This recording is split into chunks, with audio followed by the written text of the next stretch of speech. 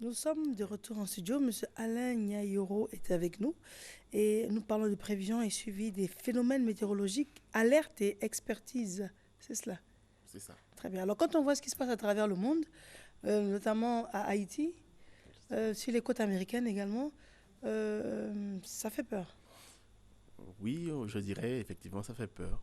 Mhm. Seulement, on sait prévoir, on sait alerter et on sait donc donner l'information à temps aux autorités pour qu'elles puissent aider justement les populations soit à dégager ou à prendre des mesures justement pour pouvoir contrer ou minimiser justement les risques liés donc à ces phénomènes-là. Alors, ces phénomènes, on ne peut pas les interrompre, on ne peut pas les dévier. Non, on ne peut pas les interrompre, on ne peut pas les dévier. On ne peut que les suivre parce que plusieurs théories ont été menées. Seulement, il se trouve que il pourrait avoir des risques derrière. Par exemple, euh, on sait déjà ensemencer des nuages pour les faire pleuvoir. Et quand on ne maîtrisait pas justement cette situation-là, on a créé d'autres problèmes. Et c'est au fil des temps qu'on a réussi à maîtriser justement le phénomène d'ensemencement. Du Mhm. coup, Phénomène c'est de. d'ensemencement des nuages. Quand une zone, particulièrement les zones sahéliennes, Mhm. quand elles ont besoin de pluie, il arrive que euh, on ait, à partir d'analyses météorologiques, donc qu'on arrive à détecter certains nuages qui passeront justement sur le pays. Seulement ces nuages-là, on est presque sûr que ces nuages sont consistants, mais ils ne pourront pas pleuvoir, il pourra pas pleuvoir justement sur ces zones-là. Et Mhm. donc, par des techniques, on fait un vol à partir duquel donc justement, on injecte donc des noyaux de condensation dans le nuage et tout de suite, ça fait pleuvoir. Donc Mhm. ça, c'est des choses qu'on a déjà expérimentées, qu'on a déjà fait. Et au début, justement, ce n'était pas très maîtrisé. Il y a eu certaines situations. Ici, on a affaire à des phénomènes beaucoup plus importants et le risque, justement, serait beaucoup plus important de jouer à tâtons avec. Donc, on ne va pas tout de suite chercher à éteindre ces phénomènes-là. Ce sont des phénomènes naturels. Mhm. Peut-être que en voulant éteindre tout de suite, on créerait peut-être des choses plus difficiles en fait. D'accord.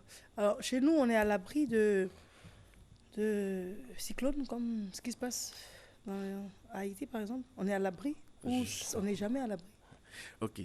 Dieu merci. Nous avons la chance d'être à l'abri justement de ce genre de phénomène-là. Parce que ce genre de phénomène, déjà, nous, la position justement de notre pays, nous sommes carrément au bout de la tête de l'Afrique là.